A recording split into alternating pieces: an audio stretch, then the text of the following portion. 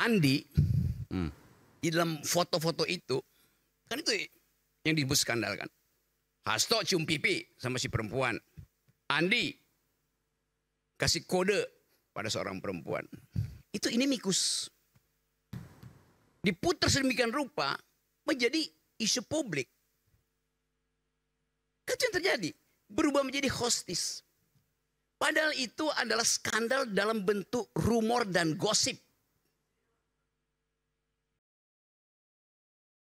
Bandingkan dengan skandal yang dibuat Jokowi, abuse of power. Langsung dia hostis, nggak ada inimicus di situ. Kasus Mahkamah Konstitusi.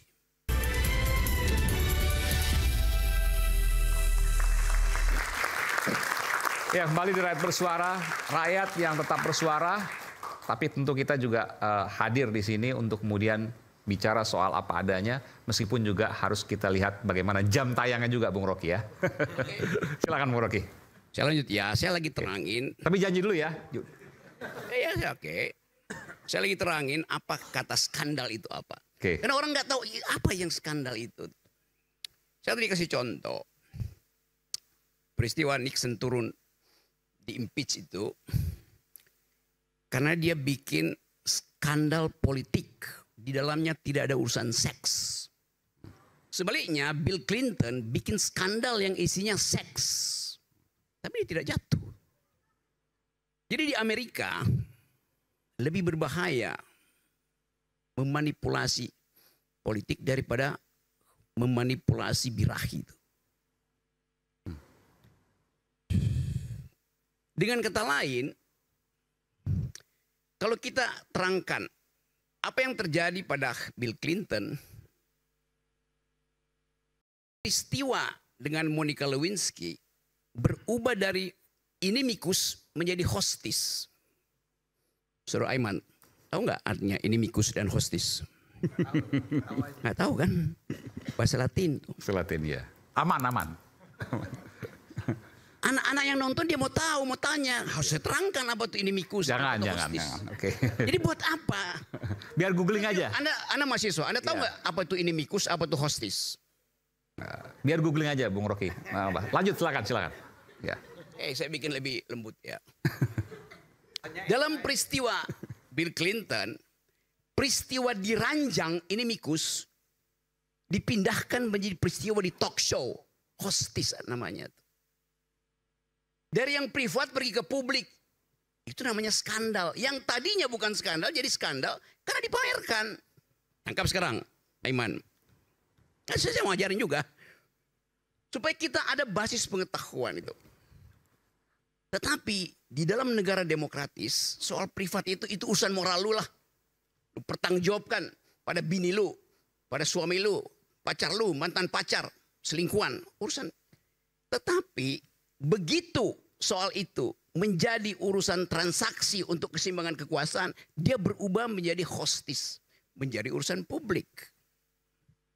Yang di kita sekarang misalnya. Lebih skandalus mana? Hasto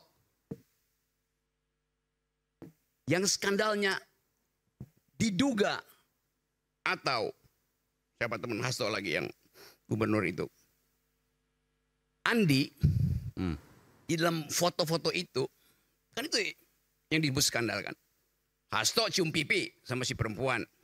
Andi kasih kode pada seorang perempuan. Itu inimicus. Diputar sedemikian rupa menjadi isu publik. Kan yang terjadi berubah menjadi hostis. Padahal itu adalah skandal dalam bentuk rumor dan gosip. Bandingkan dengan skandal yang dibuat Jokowi, abuse of power. Langsung dia hostis, nggak ada inimicus di situ. Kasus Mahkamah Konstitusi. Di situ fairness-nya kita mesti lihat tuh. Terang-terangan dicatat di dunia internasional. Bahwa Jokowi bikin skandal yang sifatnya hostis. Berbahaya bagi publik. Itu fairness-nya di situ. Nah sekarang yang terjadi adalah orang menduga apa yang ada di kotak Pandora di Rusia itu yang kuncinya dipegang oleh KONI. Apa isinya?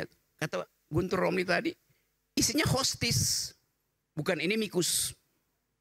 Tapi kenapa yang beredar di Indonesia inimicus? Soal terong lah, soal apa segala macam.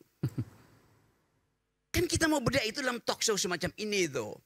Kalau enggak talk show ini jadi rumor juga tuh kalau kita nggak mau masuk di dalam hal-hal yang sifatnya teoritis. Ada basis ilmiahnya tuh. Yang nggak ada margin of error di sini. Semuanya sempurna saya terangkan. Sekarang kita balik pada soal tadi. Siapa yang memulai skandal itu? Oke, kita uji. Siapa yang memuat foto Hasto dan Andi Wijayanto? BEM UNJ, Dekan Fakultas Manajemen Bakri Institut, apa kepentingannya? Faktanya nggak ada, tapi reasoning kita mulai bekerja tuh. Apakah yang lakukan itu adalah Kaesang, Gibran? Apa kepentingannya?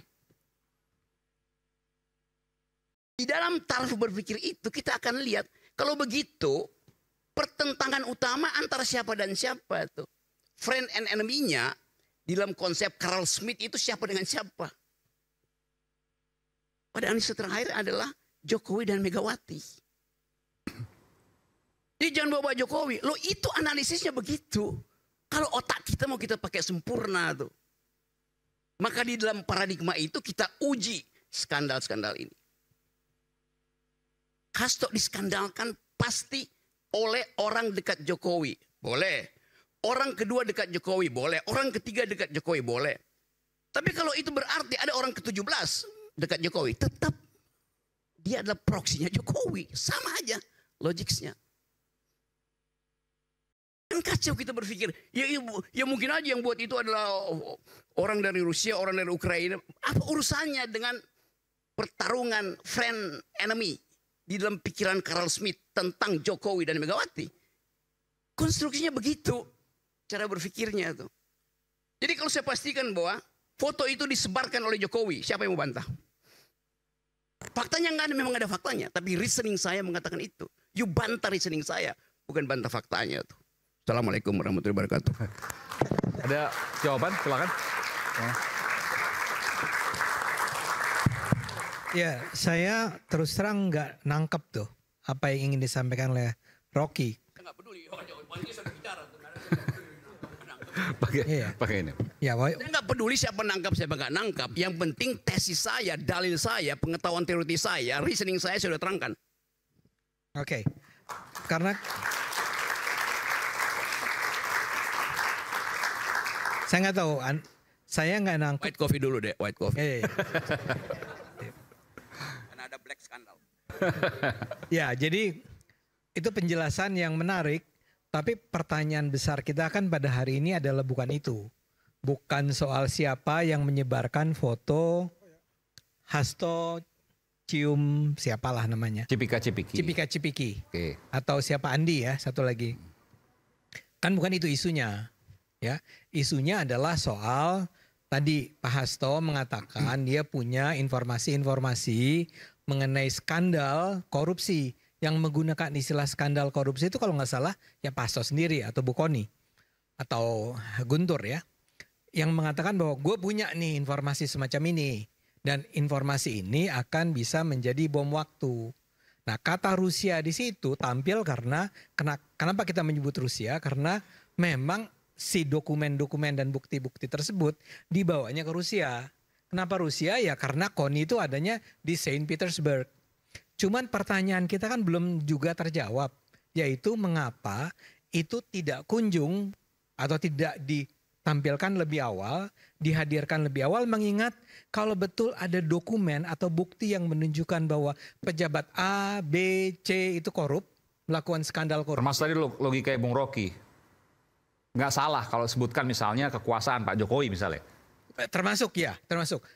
Misalnya saja dia bilang bahwa saya punya bukti yang menunjukkan bahwa Kaesang atau Gibran atau Bu Iriana disebut loh oleh KONI ya. Apa sih istilahnya kaitannya sama Pokoknya Ibu Iriana jangan tenang-tenang dulu ya. Jangan tenang-tenang dulu. Jangan tenang-tenang dulu ya. Ini ada informasi-informasi tentang skandal keluarga gitu ya. Nah, enggak. Ya oke. Dikoreksi, kutipan skandal keluarga itu nggak ada. Oke. Jangan nambah-nambah. Oke, saya minta maaf kalau memang salah Bu Koni ya. Tapi bahwa ada Ibu Iriana jangan tenang-tenang dulu. Nah, kalau itu adalah menyangkut sesuatu yang menyangkut kepentingan publik, ya memang kalau dalam pandangan saya, betapapun saya adalah pecinta Pak Jokowi dan keluarganya, kalau ternyata dia itu korup, ternyata keluarganya korup, ya bongkar. Sampaikan kepada publik. Setuju. Jangan disembunyikan. Yang tadi saya katakan, kalau itu disembunyikan, Anda sendiri ikut bersalah dong. Ya, karena saya tidak melihat ada alasan sedikit pun bagi mereka untuk khawatir menyampaikannya di Indonesia. Saya enggak. Apakah mereka membayangkan sebuah cerita di mana begitu itu diungkap di Indonesia, dengan segera besoknya dia digerebek dan ditangkap dan ditangkap, ya? Karena itu enggak ada presidennya. Selama 10 tahun terakhir Pak Jokowi itu mungkin kejadian dulu di eranya Pak Harto, tapi kalau sekarang kan nggak pernah kejadian semacam itu. Apa yang mereka takutkan? Itu pertanyaan penting menurut saya. Apa yang ditakutkan dari mereka kalau mereka mengungkapkannya di sini sekarang? Dan apalagi kalau bisa lebih awal. Oke, jawaban itu nanti Saya tambahan lagi Mas Ade. Itu pertanyaan kenapa dinotariskan di Rusia gitu loh. Ada apa dinotariskan di Rusia? Apakah ada rahasia-rahasia negara juga yang include dengan bukti-bukti tersebut? Ini pertanyaan saya juga, ini perlu dijawab. Oke, nanti kita akan berikan kesempatan pada Bung Guntur. Sesaat lagi tetap bersama kami di Rakyat Bersuara.